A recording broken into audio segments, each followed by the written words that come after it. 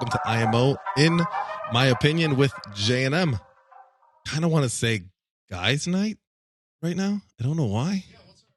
Wait. I'm sorry. My bad. Yeah, I haven't been here. You left me on mute. My bad. Go ahead. What were you gonna say? Kind of guys. Thank you. All right, you're welcome. Yeah, I was gonna say, what's our rebuttal? The boys are back in town. Hey. I don't know the song. Me neither. Maybe we can sing a Bad Bunny song. I don't know. No. All right. What? I don't know. What'd you think? How'd you think they did, the ladies? They did great. Better than us. Weren't saying that 2 seconds ago. I'm kidding. Anyways. Lord. No, I thought they did pretty good. Actually, for their first time out. Yeah, for the first time out, I think they did really well, actually. I did want to touch on one thing that they said, since, we got all guys here today. One of the questions that they asked you might each other. Want to introduce the my bad. I'm sorry. Right? We have an amazing guest today. Very talented. Enrique, how you doing, buddy? Excellent. Thanks, guys. Finally. I know. Finally. We tried a bunch of times to get together, but our schedules kind of mixed up. But I'm happy to be here. We're here now. I'm a fan of this, man. You guys are doing awesome work here, man. Thank you very much. I appreciate that. So you didn't catch the girls show, right? You didn't have any time to catch that one. Okay, so that's fine. No big deal. So one of the questions that they ran by each other was, "Are you married by chance? Just out of curiosity." No. Divorced, single right now, or in a entanglement or something of that nature. I got somebody. Okay. There's somebody in the picture. Okay, cool. You got a Will Smith situation? No, nothing like that. So the question was, how would your partner deal with romantic scenes? Like, would that be an issue? I know, John, you're not an actor, but we're gonna. Why the fuck you're asking? I'm gonna run it by you anyways because you are married. So we're gonna run it by you anyways. So I'll let you start it again. I guess communication is everything, right? You're an actor. As long as it's not porn. I've done a couple kissing scenes, and I told my significant other about that, and we were cool about it. Obviously, you got to be comfortable with what you're okay with. I'm okay with doing some things, not okay with doing others. And I guess for women, I think that's a little different. But I think first you got to be comfortable with whatever what you're gonna do or you can do, and hopefully your partner's okay with that. You know what? I kind of agree. I think it's all communication, obviously, but at the same time, I put a little bit of weight on the girls, because if you date an actor, what do you mean by that? I mean, in the sense of, or it could go both ways. If a girl's gonna date an actor, you have to know what comes with that territory, right? I mean, you can't be stupid, right?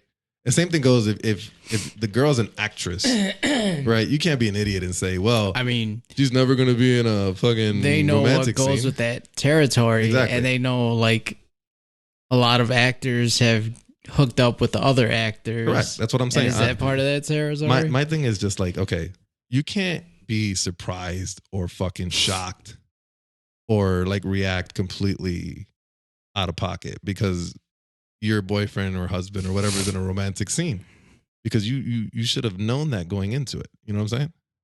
If you weren't comfortable with that, then you shouldn't have started dating that person. It's really that simple, true. So you're a married man, John. Yeah. What do you think? How would you feel if, let's say, let's play the opposite role. Let's say you're wife, married or you were married. I'm married. Oh, awesome. So okay. let's say your wife was an actress. Mm-hmm. Would you be okay with her having romantic scenes with other men? Take your time. Yeah. I mean, yeah. You would have a problem? No, I mean, I feel like I would be able to overcome it. Really? Yeah, I think like 100%. So. Yeah. No issue. Even what this girl was saying, she said it's love scenes in a movie. They're not real. They're not fucking legit. She saying that she was like most of the time uncomfortable doing it. So I'm assuming that's kind of the way it is for all actors. I mean, yeah. I mean, you're not doing it all the time, obviously. and it is fake. I think what people don't tend to realize that relationships are more than physical actions. Mm. You get what I'm saying? Yes, it's important. Don't get me wrong. That's why we don't sleep around and all this crap. But acting is acting, right? It's fake, right? Yeah.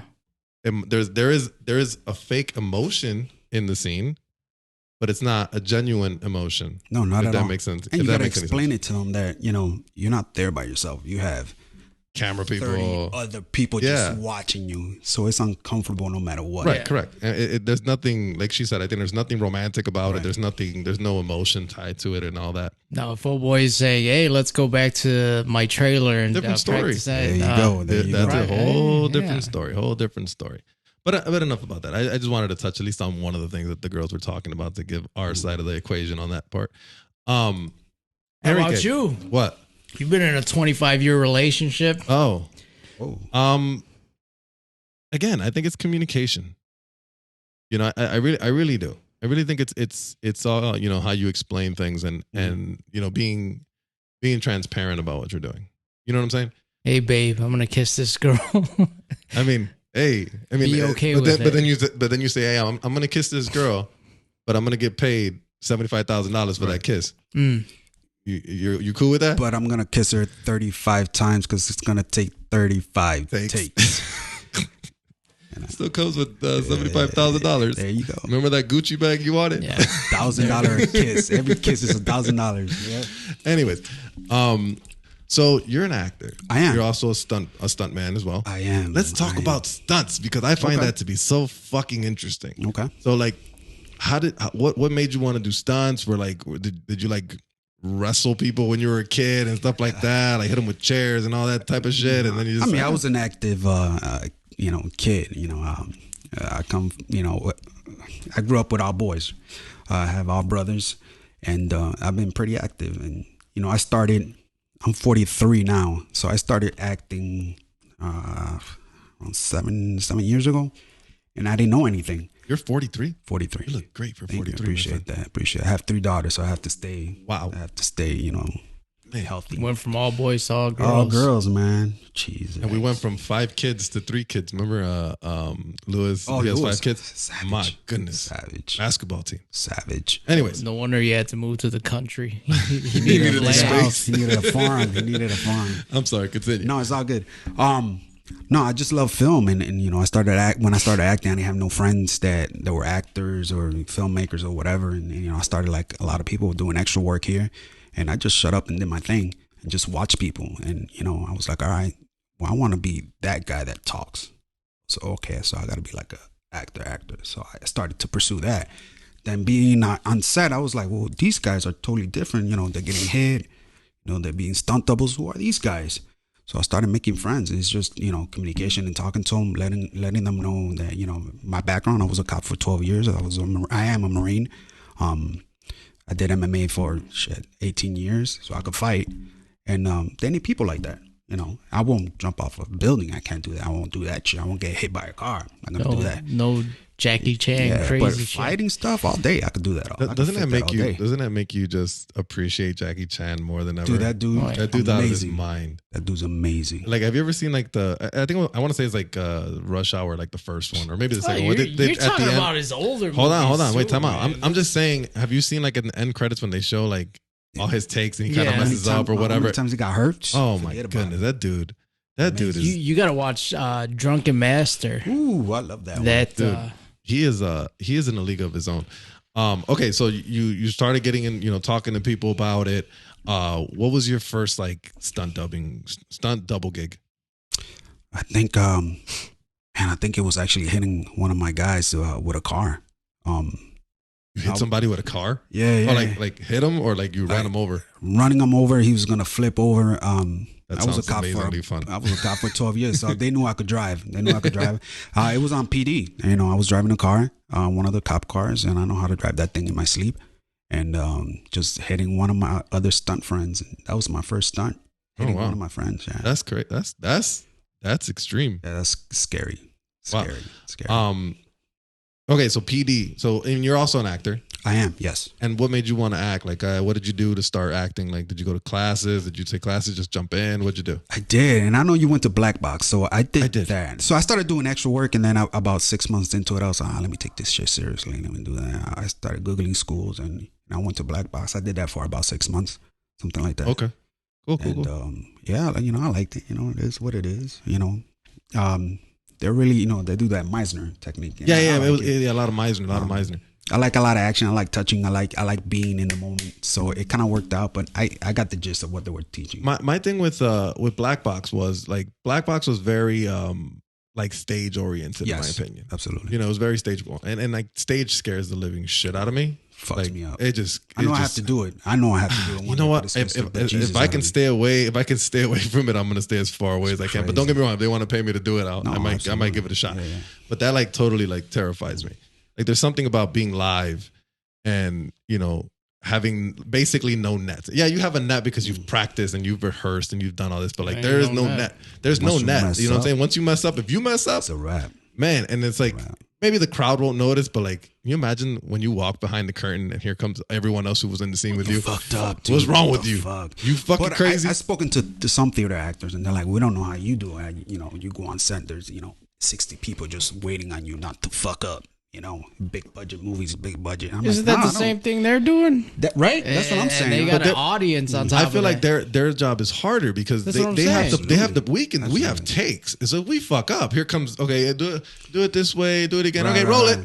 Right. We got takes. It's not a big deal. Plus you and forget it, if you have and it's not even just takes, because then you have takes with different angles that you're not even in. So like if you're the back of the head actor, you're not doing anything. You're just saying your lines. So you got time to kind of rehearse and practice and get a good take. Their job, the thing about stage acting for me is like you have to give them the best performance, right? Versus in film acting, you give your best performance and then they make you look good. Oh, so they look for your best shot, your best angle, your best take. They look for all of that shit. You know what I'm saying? Like it's not just like there's a big ass net there to catch you if you can't get it, right? Scary stuff. So you went to Black Box. You did that. Where else? Did you go anywhere else? No, just life experience, man. Life experience. So you started doing like, let me guess, like BG and stuff like that, like doing background? I did background for 6 months, and I was like, it's a rap. I don't want to do this shit. I'm not knocking it whatsoever, but I knew I wanted more, and I just started networking with people that wanted to be filmmakers, and just started working from there. Okay, cool. So what was your biggest role that you've done? Probably Death Wish with Bruce Willis. I got that. I got to beat him up. I was the only guy who beat him up in the movie, so it was pretty cool. How was that? Pretty fucking cool. Was it actually him or like a stunt double? No, he has 2 stunt doubles, so I stopped my punch right before I cracked him. But I got to be with him for like 4 days, man. That's cool. It was dope. It's scary. It was filmed here? It was filmed here in the city, right? Yes. That's cool. I remember. I think I saw the scene. Okay. You're big when you got 2 stunt doubles. Yeah, absolutely. Yeah, fuck absolutely. Yeah. Oh yeah, yeah, absolutely. You also did your own short, right? I did. I mean, I love film, right? So I want to understand, what directors see or they want. I write all the time. I got like 4 films that I got in my book bag. But I want to understand film. I want to understand lighting. I want to understand angles. So the best way, I talked to my best friend Raul Colon. He's he's a film director. That's the second time somebody mentions Raul Colon. We started sort of together at the same time. Him directing and filmmaking and me acting. So he's always talking about angles. I'm like, dude, I don't know what the fuck you're talking about, right? I'm in front of the camera. So he's like, man, start doing your own film. Then I got it. And I was like, man, this is difficult as fuck. You know what? I never thought. Right. So I did a short film and I never thought how hard it was. I mean, I had an idea of how hard it is, right? Because obviously you've seen, like I did BG before and you look at all these trailers, you see all these big ass cameras, see all these people doing something. I'm like, okay, now I want to do something obviously at a minuscule size, but even that was like the most difficult thing I've ever done in my life. Absolutely. But I do agree. I do think that, learning about, cinematography helps you in how you act. Oh, because you start to learn you start to learn angles, like you said.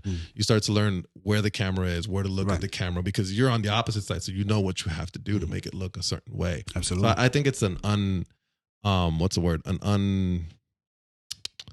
can't think of the word I'm looking for. I think it's necessary like, for people to, it's for something actors you to need at least dabble in it. You know, do some research in it. You know what I'm saying? Be an assistant or something. Just do it, because I learned. I mean, my show was 6 minutes long, and I learned so much from it. I'm like, fuck. Yours was 6 minutes. I feel like I saw it, and I think it was. I felt like it was longer. I know it was 6 minutes. 6 minutes straight. And I planned it. It went from 13 minutes. You know, I wanted people to watch it and not be like, fuck, another 5 minutes. Fuck. I wanted to keep it simple and short. It just made mine feel so damn boring and long. Holy shit! How long was yours, Michael? I think 14. No, mine was like 20 minutes. It was like a feature film. Nah, hell, no, I would never try to do that. That's too damn. Can you imagine? Oh, I've tried. 20 minutes is tough enough. Fucking no, you know what? It was like 16 minutes. I'm lying. It was like 60 minutes. 60 minutes was hard as fuck. I watched yours twice. Hard as fuck. Imagine trying to do at least an hour. Insane. It's insane. It's insane. It's just too much to keep up with. And then I took it on myself. Like I did everything like by myself, which was not like I had friends help me. Like John helped me with, you know, holding a mic and all that type of stuff. But like, but still, for the most part, most of the stuff behind the scenes I did all by myself. You know, so it's just like, oh my God, I'm never doing that again. Like I need help from people that know absolutely. It, you know, that know it. You know, need help. Absolutely. So what else? What else? What do you? What was your biggest, besides the Bruce Willis? Like you were on PD, you were on Fire as well, right? No. I did Fire. That's the first thing I ever got, and man, that was weird because I didn't have an agent then. Claire Simon just popped something up on Facebook. We're gonna film something tomorrow. We need to, you know, cast somebody. Anybody that comes here in the next 2 hours, I'm gonna watch them. It was weird. They wanted a gangbanger. I went up there dressed like a gangbang, did my thing, walked off and got it. And I was like, what the fuck? It's cool. But then I didn't get, 20 other roles after that, right? Who you signed with right now? Hayes. Hayes? Yeah. Hayes right now. Have you been getting auditions recently? Yeah. I never post anything about auditions, right? Because that's our job, man. That's our job to audition. But yeah, a few times a week, one time a week here and there, I do my thing. And you know what? I recently got an audition for Chicago PD, right? And we were talking a little bit outside about this. Like, This is one of those auditions where, like, I normally don't, I normally don't pay attention to them. And normally I audition, I send it, whatever, that's over with, right? But this one, I'm like, I kind of want it, even though it's fucking nothing. It's literally a scene with Rusa and Atwater. I'm like, I want it. I thought I did pretty well, and it's like. I mean, again, I'm not holding my breath because in this business, we're going to hear a lot more no's than we are yeses. You know what I'm saying? It's just the nature of this beast. But I'm pretty sure you have one that you've done, and you're like, man, I did really good in that audition. There's been a few. Oh man, there was one, Widows, I think it was, and I was supposed to be like Michelle Rodriguez's husband because they filmed that here. I really wanted that. That would have been Dude, fun. And everybody wants that game. And I know, especially a young Michelle Rodriguez. I did that audition and I know I killed it because I saw their faces. They were like, yeah, and I was like, man, I know I got this, man. When I didn't get that shit, I was like, fuck. Dude, there's some women that I would not be able to have scenes with because they're really because we're at a level, right, and then you have other actors that are at a different level, right? So like. If they gave me a scene with Megan Fox, there would be no way. You would have to literally like tape it to my leg. Really? Because, have you seen, do you follow her on Instagram, John, by chance? No. No? Oh my God. So she's been posting some pictures like her and some other chick like half naked. Oh my God. That girl there's something about her. Something about Megan Fox. Like, all right, I don't think she's I don't think she's beautiful. She's a little thin now. I saw her Machine Gun Kelly. You know who she reminds me of? Conor McGregor attacked him. Oh yeah, golly. Did you see that? Conor McGregor like straight up went up to him, punked him out like a bitch. He asked her for a picture and is that what that was? Kelly said no and kind of shoved him. But you know what's funny? But then he wants to talk a lot of shit about he talked in that song that he did about Eminem. He was like, "Oh, give me the Addy and I'm pulling up Scrappy or some crazy." I'm like, Conor McGregor's right there, bro, and he's on a half leg, and you just walk and pushed him, and then you go and you call your security 3 feet taller than him. But then he backs off and he goes and gets a security detail. Well, he's also not stupid. He's a professional fighter with a broken leg, but again, professional fighter. Do some damage. Man. Megan Fox reminds me of what's her face, Angelina Jolie. Oh, okay. Kind of like that. Like Angelina Jolie. I was watching Wanted last night on TV. And Angelina Jolie is not that pretty. But there's something about her. Some sexiness. There's just something about her that's freaking sexy. Like there's the a lips, million. the eyebrows. I don't know. Like it's just her appeal, her aura. You know, like her demeanor. Something about her is just fucking sexy. Because she's really not voluptuous or anything. She's really skinny. She's like Megan Fox, really fucking skinny. But there's something about her. I don't know what it is. I don't know. I don't know what it is with these actresses trying to get super thin. Like I said, Megan looks like really thin right now. She is really thin. But she's always been really thin. Not that thin. I mean, she was a little thicker, I guess, when she was in Jennifer's Body, having that lesbian scene. That was kind of cute. Ooh. With a nerdy chick, that was kind of cute. Yeah. But anyways, enough about Megan Fox. Is there anyone you would want to work with, like professional, like a big star? Like, who's your star you want to work with? Oh, shit. Well, I love my Latino stars, right? I like Benicio del Toro, Oscar Isaac, Daniel Day-Lewis, who doesn't act anymore. That's my favorite actor right there. Okay. But those three would be probably the top dogs I would love to work with. You know what's crazy? It's funny. You know, we're all Puerto Ricans on this table, and we don't have a lot of representation in the acting field. You know, it's crazy because a lot of people, you know, and again, it's not to get into the whole racist thing and blah blah blah. Right. But like, really. We don't have representation in the acting community. Mexicans have more representation than we do. It's crazy because obviously. Are you? What do you mean? What was the last Puerto Rican that you know of that was in a film? Like a superstar? Like a main, a leading. I'll give you co-star if you want to go that route. Michelle Rodriguez is one. Okay. Going back. I don't even think she's fully Puerto Rican. I don't know.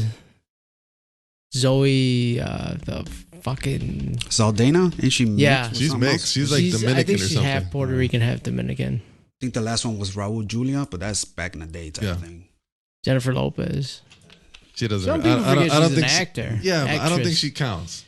I'm gonna tell you why I don't think she. What do you mean she don't count? She's made a bunch of movies. Hold on, I'm gonna tell you why I don't think she counts. Because you don't watch. Stay quiet. No. Listen, I'm gonna tell you why I don't think she counts. People like her that made their name in a different form factor, right? Like, 'cause she was a dancer, she was a singer, right? So she went into acting already ahead of the line, if that makes any sense. She didn't come from like the back of the line and worked her way up. You get what I'm saying? She was already known. Wait. Did she? I know she was like the fly girl for In Living Color. Right. And then after that, was she an actor or actress? I think she started singing first. When she did like the whole Jenny from the Block crap and all this. Are you sure? I feel like she was singing first. She was an actress first. I don't know.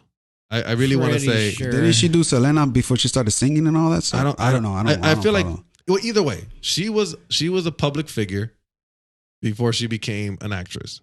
I mean, someone who's it's like, okay, like The Rock, for example. Why is The Rock famous? Because he was a wrestler first, and then he jumped the line. He didn't have to wait the line like every other person, like we do. You get what I'm saying? Like he already had a name for himself. That's why you pick him. Like Bad Bunny. Bad Bunny's gonna be on a fucking TV show. Okay, and I'm a Bad Bunny fan, but in a way that kind of pisses me off because I'm like, okay, so because he's Bad Bunny, he could be a co-star on a TV show. Probably has no talent whatsoever. He said it himself. He probably doesn't have any talent. And a good one too. And he's going to be in a TV show because he's Bad Bunny, not because he's a good actor. He's building his brand. Why are you hating on that? I'm not hating on it. I'm you simply want him to saying stick to singing. No, I'm simply saying that. Oh, there we go. That's a Puerto Rican who's making it. Who's actor right now. Bad Bunny. Teo Calderon, might as well Teo Calderon and Don Omar too. No, might as well. They got a little help. They got a little help because they were doing something else prior to that. That was a snippet, right? Yeah. By the way, Residente Calle 13 and Don Omar came out with a track that was pretty badass, bro. I haven't heard that name, bro. I don't trust you now, bro. I mean, you don't like that style of rap. I think we've grown accustomed to like the Bad Bunny style, the trap style. Right. So when you go to Calle 13, or not Calle 13, the name is now Residente, but like when you go I like him. I love Residente. I think Residente is like the best lyricist behind Vico C. What do we say? He was like the Vico C. You bringing it back. He was like the Puerto Rican Eminem. Yes, I think Calle 13 is like a Puerto Rican Eminem. Like he is a lyricist. Like this man is a poet. Okay. Bad Bunny's really good. Don't get me wrong. Bad Bunny is creative as hell. Like he's slick with his shit, right? But he's into this modern style, right? But Calle 13, people never really liked Calle 13 too much because he was a legitimate rapper at the time when reggaeton was everything. Yeah. So since he did the Vico C thing where, excuse me, Vico C did a lot of rap. When reggaeton came around, he would have like 1 or 2 songs of that, but everything else was rap. Calle 13 was kind of the same way. His music was unique. His music wasn't the norm. So you really wouldn't hear it in the club or anything. But what would you hear in the club? Wisin y Yandel, Teo Calderón, Don Omar, Daddy Yankee, Yomo. You would hear all these guys. You know what I'm saying? That's what you would hear. You would never hear. The only song you would hear from Calle 13 in the club was Atrévete. That was it. But that was a reggaeton song. But anyways, that song's actually pretty dope. You check it out. Again, I don't know how many main stream Puerto Rican actors I've seen. It's hard to tell. I know there's a lot of Latino actors, but I don't know their exact background. Correct. So it's kind of hard to tell. But so this is where I was going to, and I was telling you to keep talking, but you wouldn't listen to me. But anyways, this is when we need to step up our game. Because I mean, I really feel like this is where I agree with Chantal, what she was saying last week. She was saying like, you know, we need to get out of this concept of we're always a certain stereotype. Correct.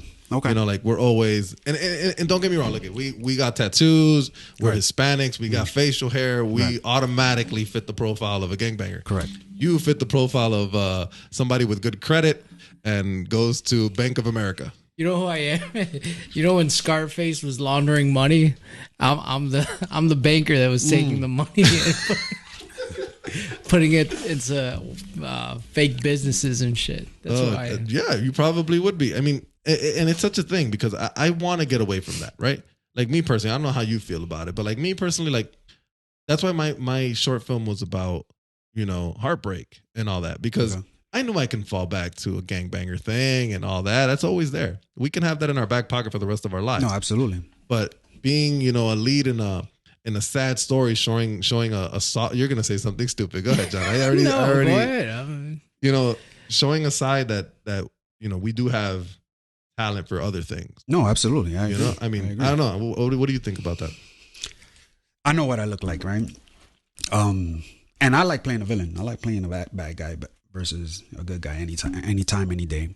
I feel we have to start somewhere. So anytime I get a chance to do anything, to show that, all right, we gotta take it. All right, this guy's Latino, he's doing his thing, and on the side, just like we do, all right, collect a little bit of money and do my own thing. You know, bring my friends together and start doing films that not necessarily has to be about gangbangers or killing. You know, heartbreak, you know, mental illness, which was the one that I did, and it was all Latinos. I mean, we got to do and we got to work with what we got. Yeah, I mean, like we did when we did Concrete Rose, because that's where I ran into you for the first time. Absolutely, yeah.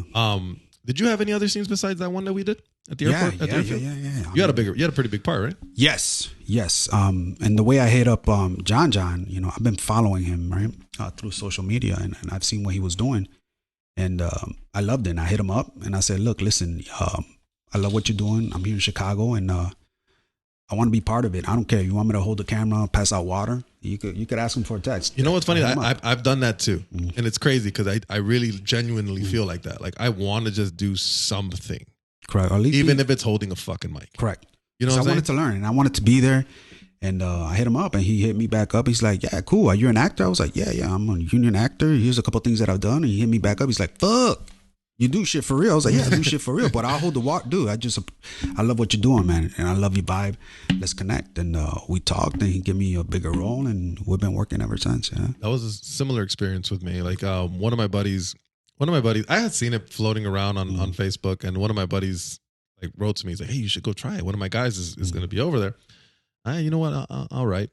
I wrote to him, and he wrote back. He gave me a call, and we talked for like. I don't know, I want to say we talked for like minutes, we talked for like about an hour. It was crazy. We talked about, you know, cinematography and this and that and what I'm doing and why I want to do it and all that. And we had a really good conversation about it, to be honest. Like we literally talked about a lot of things. And we ended that conversation. I agreed to be in it, whatever. And he called me like the next day or the day after. And he was like, I kind of want to give you a couple lines. Cool. Be comfortable with that. Like, I'll take it. I'll take it. That's how it is. And then we did our scene, and it was fun. I was there. I watched it. You did great. I told you I was in the background just John, watching. I know you don't believe it, John. No, but he did Why great. do you say that? Because I Why do you see it say in that? your face, man. I can see it in your face. When's it coming out? It's soon. Everything got delayed. We got to remember that. There was a lot of shit this year. You know, this was prior to COVID. Well, was it during COVID? It was prior to COVID, wasn't it? Well, he almost finished it, and when COVID hit, he decided to extend it. I think recently he was shooting some more stuff. A little bit. I I have one small scene left. I think I'm gonna do it in a couple more weeks, and then I'm done with that. Yeah. Cool. Yeah, man. I've been dying to see that scene because I kid you not, I've had a few people tell me I've seen it. You were there. You were live. No, like I've seen it edited. I've seen really? It. Oh yeah. Oh, so you saw the whole thing? Not the whole thing, just your scene. I mean, I've seen bits and pieces of the movie, but I've seen your scene. So you saw it live and you saw it edited. Motherfucker, I'm telling you, I saw the whole edited fucking scene. What the fuck? Can I get a glimpse of that shit? What the hell? Come on, John, man. Damn. Nah, that's good, man. Come on, man. You did good. Really? Yeah, you did good. Dude, I gave that a really good thought. Remember, that's when I was telling you I was because I was like I kind of want to look for something that I can show emotion. I was like I took the scene from Wanted. Remember I told you about that? Wanted. Okay, not Wanted. Watchmen. The one I told you that I wanted to kind of replicate that scene from at the end of Watchmen, where Rorschach is like he yells at Dr. Manhattan. He's like, "Kill me, or whatever, or do it." He says, "Do it," or whatever. So I was like, man, I kind of like that scene. I'm like, I kind of want to replicate that. I saw that. I could see it. I could totally see it. I'm like, and this guy's always telling me you're just stealing stuff from other movies. I'm like, yeah, of course you are. That's what acting is. Dude, it is. Yeah, look, I watched. You know who Michael Caine is? Yeah, of course. Okay, so Michael Caine has it's a class that he did years ago when he was young. When he was talking about like in the 60s. I saw that too. Yeah. Okay, so like he literally says it. He's like, dude, steal anything you want. Just steal from the best people. That's all you gotta do. Absolutely. This is why I like Gary Oldman, because Gary Oldman's badass. There he goes. Look at him. Look at his face with his gay. He doesn't. You know who Gary Oldman is? Yeah, Batman dude. Come on, see? Yeah. Hey. 2 out of 25. Get the fuck out of here! You're full of shit. Wait, the question of the podcast of every time we have this conversation about acting. Do you think Arnold Schwarzenegger is a good actor? I do, man. Really? He does. I do. Like a really, really good actor? No, motherfucker. You just asked me 2 different questions. Is he a good actor? Yeah, he's really, really, really good. Which one you want me to answer? No, man, you know what? He's good, and I love his hustle from where he came. Man, that I can never take away from him. Man, like I'll give him that all day. The man does. He did make it from nothing, and with his I don't want to say. I was gonna say disabilities, but it's not disability. His what's the word? Accent. His yeah, man, that's hard. His problem, not problems.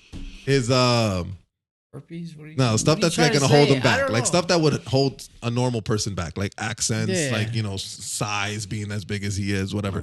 He made it with all those things, which is unique because not a lot of people do it. You know what I'm saying? Like for you to be that size, as big as he was, right? He's like what, 6'4"?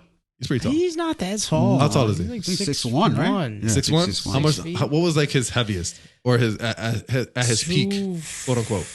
At his peak when he was like a stud. Yeah, he was like I don't know, probably 250, but cut up, right? 255. Okay, so you need a guy that big, right? To find roles to get roles in that size it's hard. And he's gonna play a big. I mean, that's why I'm saying that he's a good actor. I mean, he played what Terminator, every hardcore, and then he did Kindergarten Cop. I'm like, Kindergarten Cop was a good movie, dude. I feel like that's an underrated movie. That's probably his best movie. Go ahead, do it, John. He did Junior as well. He was a pregnant. So if he's a good actor, is he really, really, really good actor? No, I don't think he's a good actor. I don't think he's an award-winning actor at all. But I mean, I think he does what he does. He's good at what he does. Absolutely. So who did you say your favorite actor was? Oh, Daniel Day-Lewis, man. What's your favorite film from him? Gangs of New York. Oh shit! Come on, dude's a stud, man. He's a chameleon, and he could do all kind of things, man. But he's retired. So Benicio del Toro, Sicario, beast. I like Tom Hardy. He's good. Tom Hardy's good, and you know what's crazy about him is that he's almost. I almost forgot that he's British, isn't he? Because he's British, right? See, I didn't like that. I didn't like his accent for Venom. It was like. Well, he was I knew like he San Francisco type of accent. No, Do they have an accent? He just had like an odd, like I wasn't buying it. Like a drunken guy from San Francisco. Yeah, kind of. I almost felt like he was forcing it way too much. Yeah, Like it didn't come off natural at that point. Like it was not. like when it was almost like if you want to talk about Gary Oldman's one time I don't like his accent is when he played Jim Gordon in the very first Batman. In the very first Batman Begins, they gave him like this accent or whatever, and then they said, "Nah, we'll be fine. Nice. Don't do it." It was almost like with Storm and Halle Berry in the first X-Men movie. She has this accent from where she's from, where Storm is from, and then the director where is Storm from? Like she's from Africa, somewhere in Africa, and she had the accent in the first movie, and then in the second one, magically it disappears. Oh wow! It just magically drops. I bet you that. Hey, you know what? Nah, we'll be fine. We don't need that accent anymore. It's all right. Crazy. So, what would be your what are you striving to be? Like, what's your goal? Man, I don't want to win any awards, man. That doesn't do anything for me. I love film, man. I just want to keep making film, meeting people, new experiences, whether they're good or bad. I just want to keep doing them, man. And I'm not stopping. You know, I love the people that I've met. You know, the experiences, whether they've been good or bad, because there's been a lot of good and a handful of bad. And just keep doing it, man. What's your opinion on indie films? You have to do them. I think you have to do them. That's a way of like you're practicing, you know, you're practicing your craft. Keep doing them. Keep doing them. Whether they're good or bad. And there's some dudes out there saying, I'm the best director out in the Midwest. But look at my indie there's film. a lot of those. You know, I'm an award-winning director. You know, whatever. No, you know, that sounds familiar. We might talk about that. I'm the best actor out. You know, whatever, dude. Just keep working. Shut up and keep working, man. Do your thing, man. No hustle. I mean, I try to support anything somebody pops up or anything that pops up in my feed that they put on YouTube or whatever. I try to watch it just to support them because it's hard. It's hard work making. It is hard work. A film. Whether you're doing it on your phone or whatever, man, it's hard work. My feeling with indie films. Okay, so like, I don't have nothing against indie film, but I am very selective when it comes to indie film. Like, I don't like doing indie film too much because being in them. Oh shit! Being an indie film because. And again, it's not that I'm not trying to bash anybody. Right. But if you take it offensively, that's on you. You have to have a standard for yourself. Does that make any sense? No, absolutely. You know what I'm saying? Yeah, absolutely. Like, this podcast started at one point with one camera, a shitty camera, and my standard was we need to get better and better and better, and this is what we got right now. And I'm still the same way. Mine too. Yeah, sure it is. And I'm still the same way. Like I'm still thinking, okay, how can we make this better? I mean, what did I write to you the other day? Hey, there's these two microphones. If you ever want to, you want to get a little better, blah blah blah blah. I'm fine with this microphone. I'm all right. I'm always thinking a step ahead. I'm always thinking a step ahead to better yourself. Absolutely.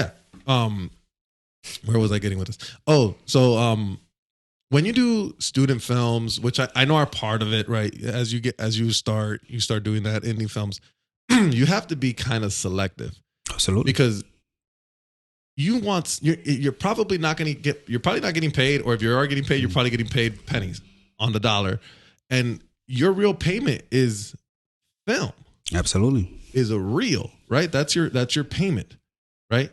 But if the reel looks like shit, then what's it useful for? Nothing. You get what I'm saying? Yeah. And I've run into it again. I'm not gonna name names, but I've done some college stuff that I've done. It doesn't look right, so I don't do anything with it. I can't do anything. I've done a couple short films that I can't do anything with because it doesn't look right. You know what I'm saying? So my thing with indie films, what I don't like about indie film, and in particular some people in the indie film industry, like this idea of indie films are going to take over Hollywood. I'm like, you're out of your mind.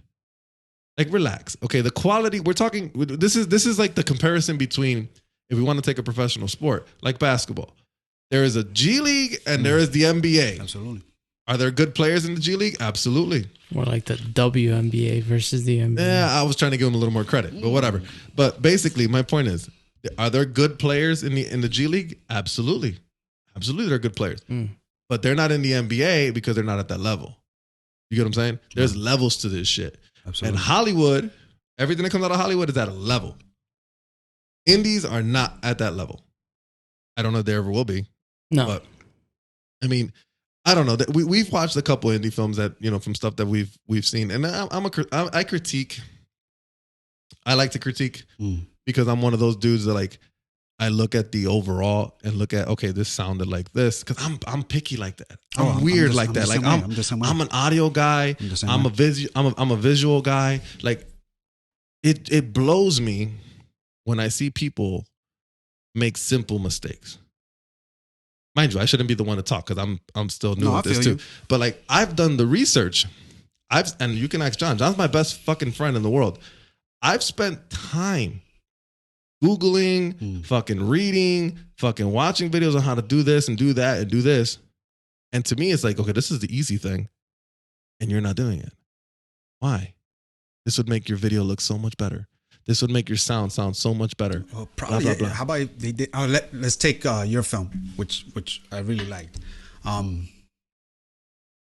Did you think you made any mistakes, or what did Absolutely. You do? Right? Absolutely, I did. But you learn, right? Absolutely. So if you were able to do it again, you're gonna be like, I ain't gonna do it like that. Absolutely. I made a lot of I made mistakes. Like my biggest mistake, and it was something I didn't have no control over. So like the music. Shut up. You and leave my music alone, bro. My biggest mistake, and then you did a film, but you had someone moving a camera around that knows what he's doing, right? So, who's your camera person? I ain't gonna say his name. Okay, but he knew about filming. Rough, give or take.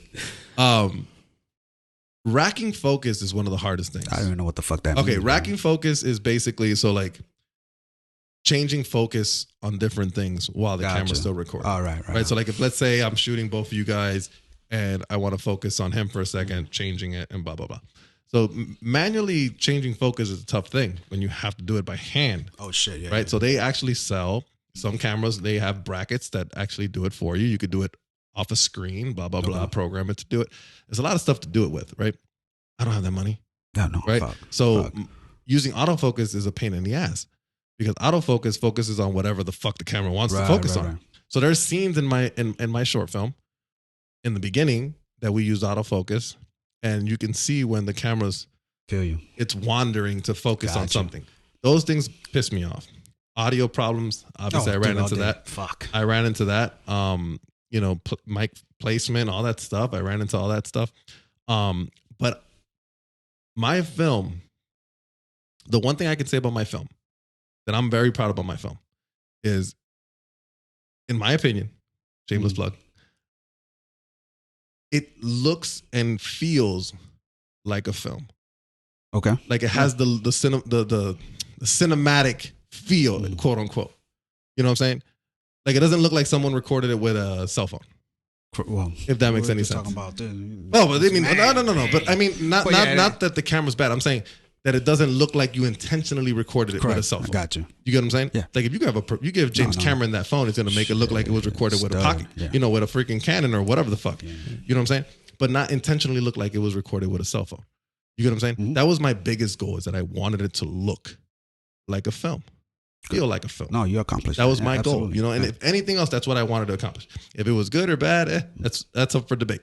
But my thing with a lot of indie films is that I don't know if it's because they get so excited and they're worried more about the acting than the cinematography. Yeah, maybe that could be the case. Well, like I was talking to you about, right? I mean, because I watch everything. Something pops up, I watch everything. If I watch a short film that a director did, a particular director or filmmaker, and I see the same problems or the same mistakes in every short that he does, he hasn't learned. Like, damn, what the fuck you doing? No, we're supposed to learn. Come on, bro. That's the issue that I have with that. I also feel people don't tend to like do research on the gear that they use. Like they're so eager to start using really, really, really expensive stuff. Absolutely. But then they don't know how to use it. You know what I'm saying? I'm a big fan of doing research, dude. Like everything you see here, everything, That's all good. of this, That's all good. of this lights, camera, all this bullshit that you see here. I did research on all of this shit for days and days before I made a purchase. Why? Because I wanted to make sure that I can get what I want and how to use it. Now, if you give me a fucking $10,000 camera, I'm not going to know what the fuck to do with that shit. The video's going to look like crap because I don't know how to use it. Takes you an hour to turn it on. Yeah, I'm serious. Yeah, the fucking change of lens is gonna take you an hour. Like, what's the fucking point of that? I tell people, like, quality over quantity. There's a lot of I agree. They're doing a whole bunch of shit. 100%. Over and over. They're doing a film every week. They're acting, they're doing a role every week. I don't even know how they prepare for something different every week. God bless them. And again, I'm not trashing indies. I'm not trashing indies. I'm really not. I'm just saying, us as actors, our payment is film. Correct. Right? Our payment is real. So if you're gonna take on a role, do your research on that person. Make sure that they know what they're doing. Make sure you're actually going to get what they say they're going to get. Because I've been reading a lot of stuff on one of the group chats saying that like this company doesn't pay and blah blah blah. I'm like, first of all, it's an indie film. What did you expect to happen? Like, it's probably one of the first questions you ask, right? Yeah, you got to make sure. I mean, this isn't Hollywood. No, absolutely. This is why there's a difference between being indie and being union. In union, you don't have these fucking problems. Correct. You get paid. You don't have these problems, and you get your good reel because you get a good copy of what you're doing. Different story. Anyways, Jonathan, I got a question for you. Oh, what? Did you get your vax? No. No? No, that's right. You're anti. We're going to keep asking. No. I'm not anti. I feel like I need to get you into this conversation. Get you some energy. I'm anti being forced. Oh, that's all. And you know what? I'm on your side right now. And I'll tell you why. Thank you. Who's forcing you? Like your job? Yeah. Oh, fuck that. So I will say this. Last time we had a podcast, we were arguing about if a job has a right to make a requirement to say you need to get a vaccine. Now, I believe that a company like, let's say Walmart, if Sam Walton was still alive and he said, well, requirement going forward is going to be that you be vaccinated for safety reasons, I'm okay with that. And if you don't want to do it, then you need to go. I'm okay with that because that's the company's making the decision. But I am against the government telling you need to do it or influencing employers to do it. I'm against the government getting involved at all. And the government is getting involved. So at that point, I agree with you in saying, no, the government should not force you to do anything. I'm just saying. I still think you should get the vaccine. But Let's start a movement. You're not going to get too far with me. Yeah. That movement isn't going to go too far. Not with me, at least. How do you feel about the vaccine, bud? I work with kids, man, so I had to get it. I had to get it because I feel like I had to get it. My job didn't say I had to, but if I didn't, every week I have to get tested. I feel like I had to. I didn't want to expose them to anything, especially these kids haven't been vaccinated. I just didn't want to expose them or my 3 daughters. So am I opposed to it? If you don't want to get the shot, I'm not gonna hit you for it. But I did it. I was in the Marine Corps. They gave me anthrax shot. They gave me so many shots. I don't even know what the hell I got in my body. So fuck it, whatever. Let's do it. John, how you feeling right now about the vaccine shot? You still really against it? Well, so here's the thing. Like I told you a couple weeks ago, I feel like I already got it, and my body has created antibodies or whatever to fight it. So there's no need for it. Okay. So says the science, and they tell you to trust the science. Right? Okay, listen. The science behind it, literally, the numbers speak. Here's the thing: I keep hearing, conflicting numbers. Of course, that's the way it's always been. And then this, can I say something? Say it, man. Fucking Fauci. He's supposed to be the leading expert.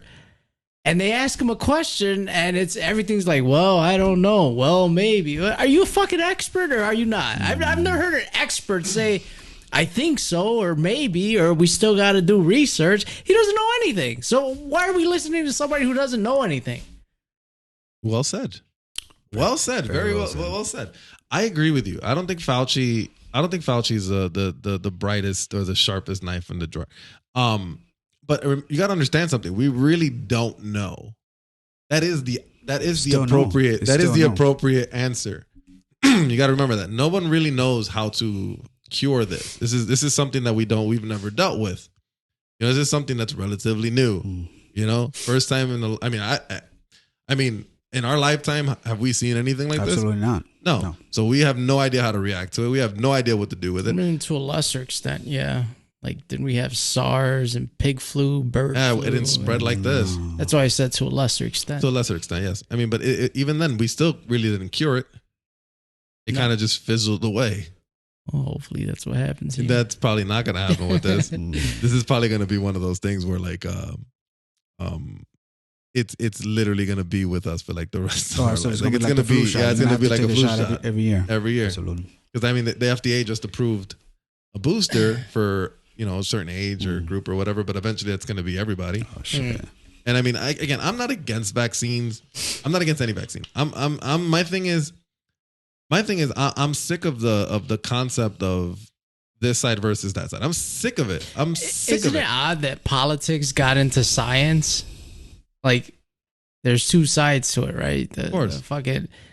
Like, there should be some things that have nothing to do with politics. They should be like, I don't know how to say it, but like fucking, they got to be. No, I get it. Stay the fuck away, unison, right? Stay the fuck away. Again, there's got to be certain numbers that everybody like follows. There's got to be certain evidence that everybody says, yeah, this is true and this is false. And but that's the thing, we don't know. It's conflicting. So like, the news. And then they go, why you believe in the news? Because that's what the news says. What do you want me to tell you? I can't tell you that they're right or wrong. I'm just telling you what they're saying. So if they say that the majority of new cases are from unvaccinated people, okay, and then I got somebody else telling me, no, the majority of cases are from people that are vaccinated. Then you don't know what the fuck. Exactly. So, but then my problem is with people that stand on one side or the other. That's where I'm like, okay, so you're just as I don't want to say uneducated. You're just as uninformed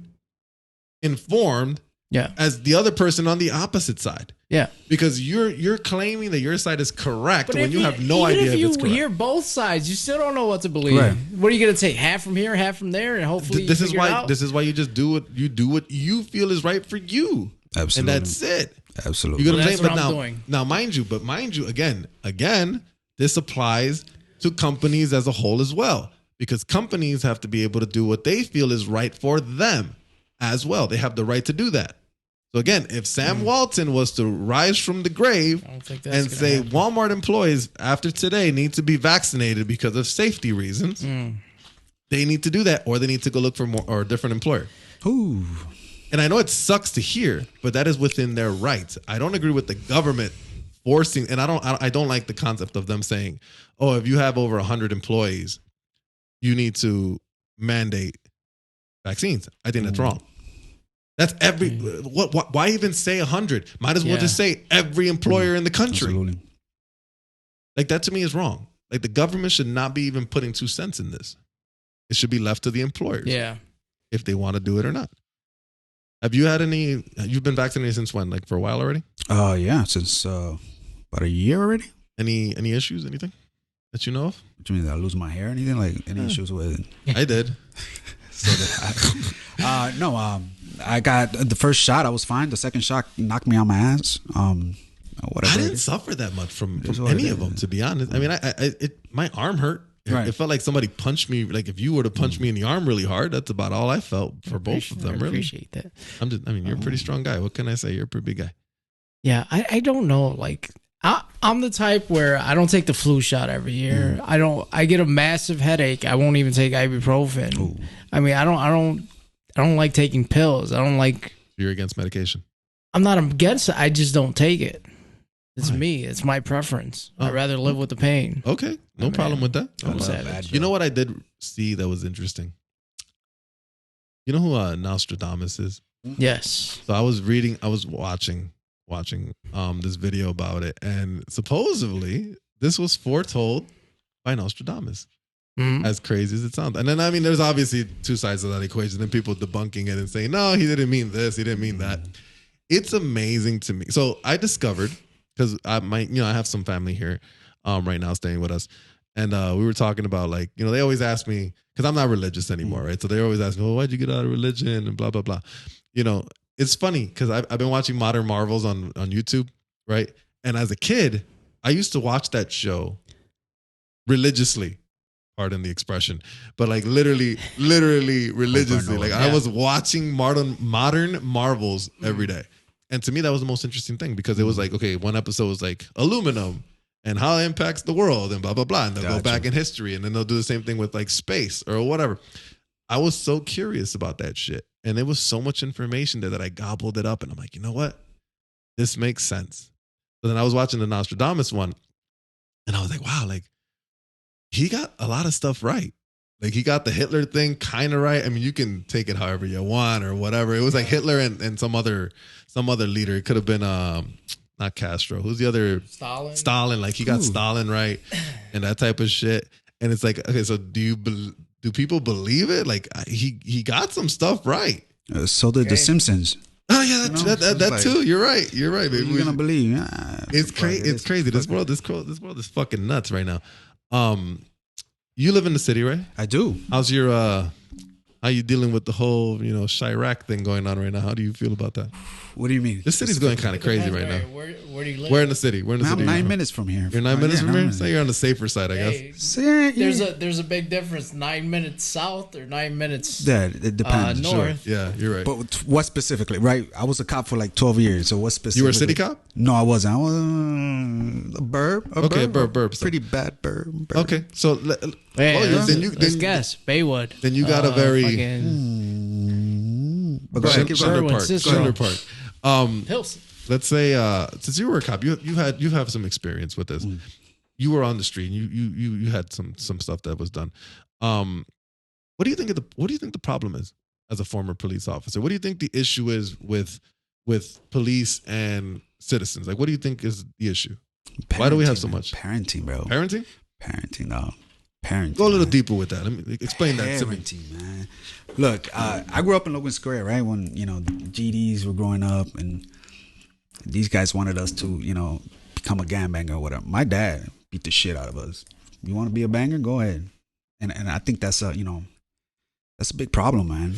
Guns will be there, but if you can't shoot a gun, let's look at the modern day. So we can't legally do that anymore. Like that type legally of parenting. That type of parenting is absolutely. kind of you can't do that. Absolutely. It's been legally it's been legally banned, right? Can't do that. Absolutely. Can't do that anymore. And these kids will call 911 on their parents. So I've had kids call. We're the last generation to probably go through that, right? So absolutely. That day is dead. Wait, you've had kid call? As a cop, I've had kids call 911. Me show up and like, what? He was disciplining. He was smacking me with a. I wish I could have done that. You called the wrong cop. I'm like, nah, bro. Nah, what'd you do? You got an F? You deserve that shit. Get back in there. My thing is, in this day and age, like, what do you think? Okay, so let's say it's not the parenting. Let's skip the parenting. Right. Because I like to say individuals. I like to give responsibility to the individual. I think a lot of people, like kids nowadays, I don't want to say kids, like teenagers nowadays, these kids like to take these risks and make these decisions that cost them stuff. And I'm like, I don't understand what it is, or like, what can we tell them or try to show them that, would help them out? Because I'm confused. Like, I don't know. You were on the street. What did you see? What was the most thing you saw when you were patrolling and stuff like that? The worst thing I saw. Let's go with the worst thing. Let's say that. Or what would you see on an average? Like, what was something you would see all the time? DUIs. I was a big DUI guy, right? I've seen a lot of people, died senselessly because, they were drunk driving, right? Murders, not so much. Fighting, right? Child abuse, which fucking sucks. I've seen a lot of that. Domestic violence. I had I went to a call, 67-year-old couple, right? Old lady, man. 67? Bro. Funny as shit, right? Domestic, right? Domestic. So me and my partner get them, we're laughing our asses off, right? And we can whatever. I hate him. I think he's cheating on me. Blah blah blah blah blah blah blah blah. So she's like, I want him arrested because he cracked her, and right. So she has a bruise, so now we got to arrest her. As soon as I put cuss on this dude, I felt a sharp pain on my back. I'm like, what the fuck, bro? The fucking 67-year-old lady with a fork right on my shoulder. And it was, I had a vest on. It was right in the gap. To the vest, motherfucker. And then she twisted it. So she did it on purpose, or was she trying to get the guy? No, she did it on purpose. I don't want him arrested anymore. What the fuck? Like, what the fuck you call us for? Yeah, she might have been a Marine too. Man, you ain't lying. No, got my ass. Yeah, that one sucked. That's crazy. I don't know. I think this city's out of control. It is. Like, I mean, and again, I don't know what a solution is. The cops are overworked.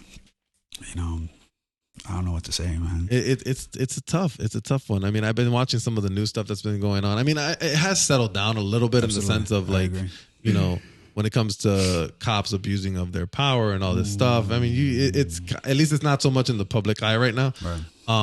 But I do think now it's kind of the opposite effect. Now it's like people are, people are kind of... People are trying to get paid, I think.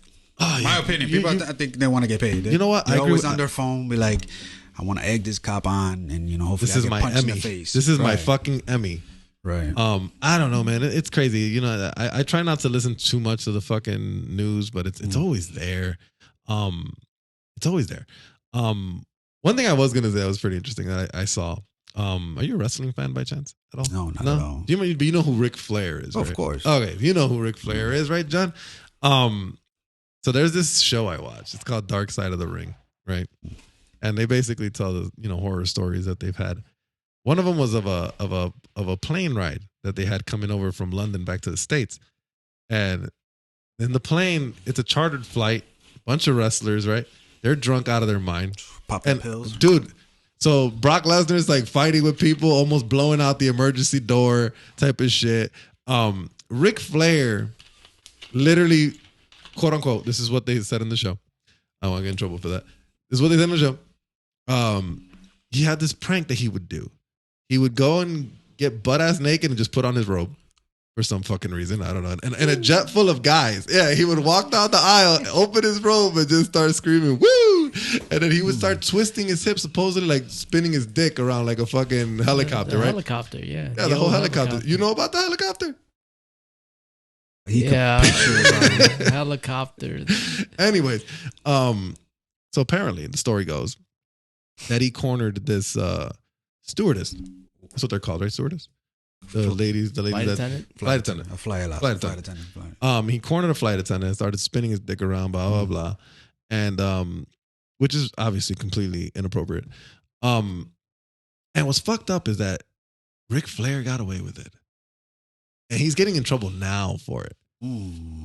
This was years ago. Yeah.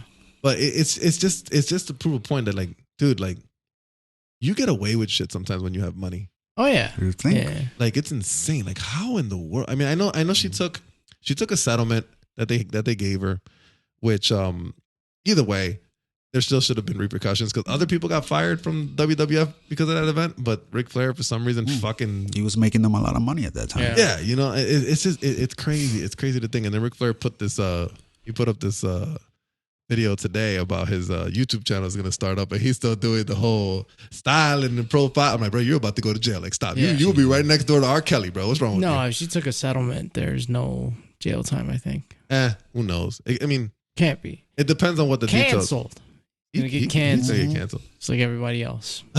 Anyways. See, I'm not a big fan of retroactively going back. I'm not a fan of that either. What it is. I'm not a fan of that either because that means, and the thing is, this is when the genders come into play. So like men and females, men and women, men are always naturally guilty in a way when it comes to, like, if a woman calls and says, "Oh, I'm getting beat up," like the older lady, you automatically almost assume that the guy's going to go to jail. Correct.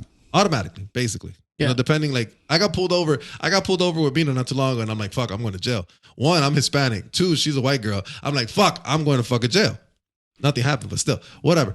That's the first thought that went through my fucking head. Damn, what you have in your car, bro? Nothing, bro. When the whaler goes on, and the funny thing is, she probably thought the same thing. She's like, "You gonna go to jail, motherfucker." She was just gonna yell out the window, "He won't let me go." Like, damn. But anyways, my thing is, it kind of proves this idea of, and again, I agree with you. I'm not a fan of being able to bring back stuff that happened like 50 years ago, 60 years ago. It just doesn't make sense. Like, I remember I was reading a report about this, like, Congress guy. I mean, it could have been a lawyer or some guy. They're old already, right? And she sued him for rape back when they were like in their early 20s. Like, the pictures of them were like in fucking black and white. And she almost... Oh, was that the Supreme Court guy? Yeah, the Supreme Court Kavanaugh? guy. Yeah. And I'm like, are you fucking kidding me? She's trying to get paid. And that's my point. And this is where the danger lies. Because women naturally have this innocence about them. And again, I'm not saying if you were raped, then you deserve everything that you should get. If you want justice, you should get it. If whatever it is that you want for that situation, you should get that. Whatever you want. I get it. That's completely inappropriate. Completely inappropriate. But if you have sex with a guy and then he becomes a famous basketball player and you want to try to sue him because you need to pay the rent, I have a problem with that. That's wrong. As you should. But the bad thing is, as a man, how do you prove that? Because you're naturally almost looked at as a bad person.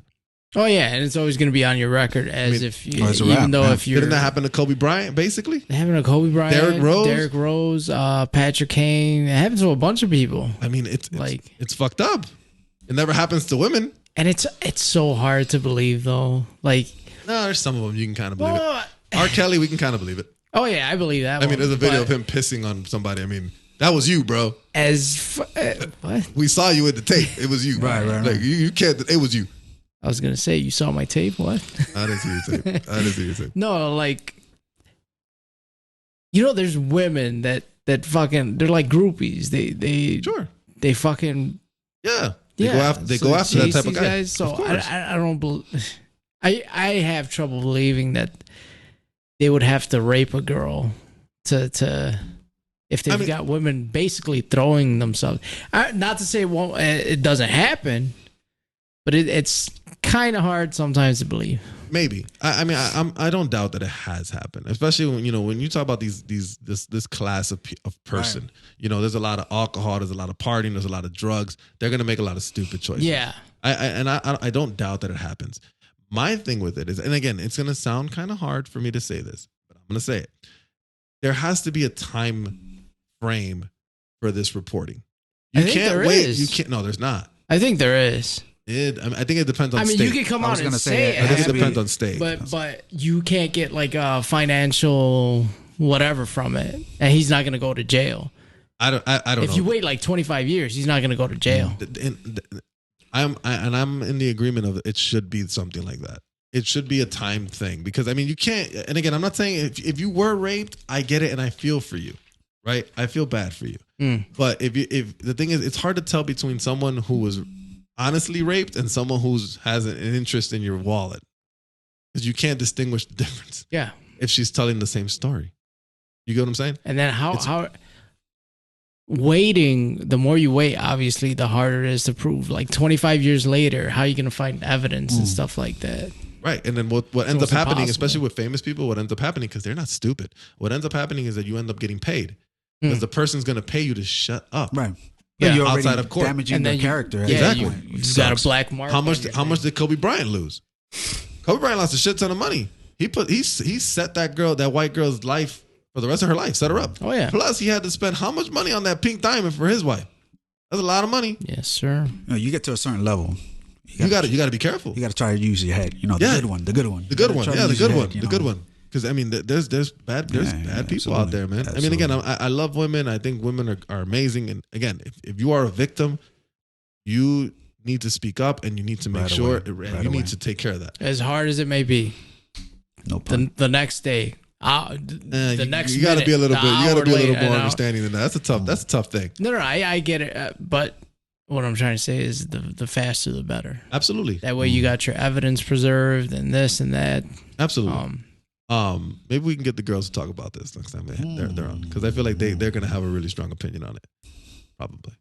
Just saying. Maybe. Yeah. Anything else you want to say, Enrique? No, man. Anything else? You're good? I've been a fan of you guys, and I'm excited to be here. I think you guys are doing amazing work. Keep doing it. I appreciate that, man. People are watching, whether you think people are not watching. I think you guys' chemistry is fucking awesome. I fly a lot for work, so you guys keep me busy. You've been going back and forth to New York, right? I go to New York a few times a week. What are you doing out there? I reunite families, I guess. I don't know. I can't really say. Undocumented minors that get caught crossing the borders, they bring them out here. We try to keep them here in the United States. And once the judge says it's okay for them to stay here, I transport them anywhere in the United States where they have families. That's fucking awesome. It's fucking dope. Yeah. Is that your that's your 9 to 5? I work. I have not really. He just flew in from New York like a couple hours ago. Really? Yeah. To do this show? And he posted about it too. I was like, "Oh shit!" Yeah, no. But yeah, that's my anything that has to do with kids. That's my passion. Filming is too. That's fucking awesome. But yeah, that's what I do. Yeah. Wow. What does that feel like? Last thing we'll talk about. What does that feel like when you see a kid reunite with their family? Like that's gotta be. It's tough because it's not on the news, right? You see, these people getting held in the borders, and it's not really like that, man. There's a lot of families that are here that've been here forever, supporting their families and haven't seen their children in 7, 12 years. Jesus. Yeah, it's tough, man. It's tough, and then you bring them home, you bring them to them, and them, and I'm a pretty tough guy, man. But it's been a few times that I shed a tear, like, fuck, bro, this sucks. And it's awesome. That's amazing. I salute you for that, buddy. I appreciate it. There's a lot of people that do this, man. A lot of people don't know, and it's good to tell people about it because it's a lot of people that are doing their time to help these kids. Come home and be safe, man. Awesome. That's freaking awesome. It just goes to show that everybody's saying that America sucks. America's this. America's that. America's the greatest If you're place. willing to leave your kids in the border to come to here. come over here, there's got to be something good about this place. It is. So stop trashing it. This place, Come on, man. America is a great place to be.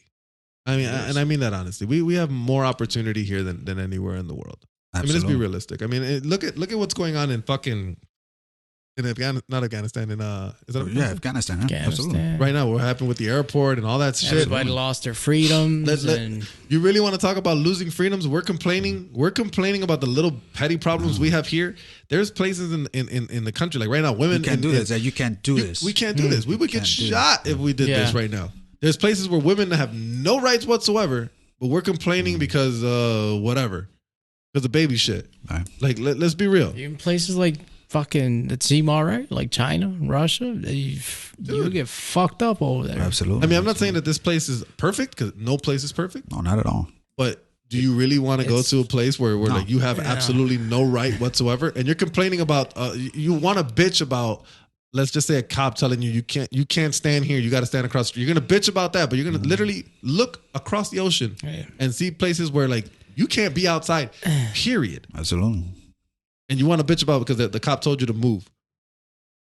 I mean, really? People don't know how good we got it here. As much as I hate the phrase, like, if you don't like it, leave. Get the fuck out. No, absolutely. Or you know what? Don't leave. Just take a vacation in North Korea. Yeah, try somewhere else. Yeah, see what happens. I usually tell people, try crossing the borders. I met 12-year-olds that went from Guatemala to Mexico, down crossing the river to the border. I know kids that can't take the bus 2 blocks. Try going from one country to another and walking to it and doing all. Nah, come on, man. I need a ride. We have such an opportunity here in the States, and we're worried about petty shit and fighting amongst each other and blah blah blah. Let's just stop and let's just enjoy fucking life. These are the same people worried about immigrants. I'll tell you what. Let these people take your place and you go to where they came from and see why they're struggling so hard to get over here. Yeah, and absolutely. Let's leave it there. Anyways, love it. Any last anything else? Keep doing what you guys do. People are watching. I think you guys are doing awesome. It's been a pleasure to be here. Where can people find you? Oh shit, I'm on Facebook. I'm on Facebook. Instagram. What's my Twitter. Action Actor _Guzman. I always post a lot of shit. I talk a lot of shit. I like to stir up shit. That's what we do here. Just keep doing what you're doing. Be honest and, keep filming, man. Who cares what people say, man? Absolutely. Just keep doing your shit. I will keep filming. I wish you would. You should. You know what I heard? I wish you would. I've heard you got a good look. Do your shit. You think I'm just jocking you when I tell you this, brother? I'm telling you for real. Absolutely. You should do it. Ain't gonna happen. You could be that white Puerto Rican. Hey. There you go. We'll see. Easy. All right. Start with background. Next time I'm telling you, listen, I'm the next time I see something for Chicago. You said they were looking for basketball. Do I look like a fucking basketball? Relax. The last time I tried to play basketball, I busted my kneecap. Relax. I'm still recovering. The next time 5 months later. The next time I see something that I can put you in. Nah, do a short, man. Let's do a 3-minute short and put him in it. Fuck it. I wanted him to be in mine, and he said no. Oh, you totally got Yeah, you did great, and I really liked it. And I heard what's that episode that you did that we were talking? Somebody was talking shit about having backgrounds, and I didn't have backgrounds in my short either. And people were saying if you don't have backgrounds in your short, no, that guy's an idiot. Shit, the fuck out of here. That guy's an idiot. It just depends on the film that you do. Absolutely, backgrounds are great though. They're important. I think they do a great job. It's almost like when people say don't do background work. Right, Are you kidding me? I feel like I think that's the best school. I That's don't the think- best school to go to. again, the only thing I agree with people is saying, okay, don't put it on your resume. Oh, absolutely. Don't put that on your resume because it means nothing. But do it so you can see what it's like. So you can see what it's like for what a crew looks like, what big lights look like, so you can kind of have an idea. The set etiquette. That's Dude, important. I mean, you can learn what martini shot means and all this crap and all of that. That's John. It means the last shot of the day. That's what that means.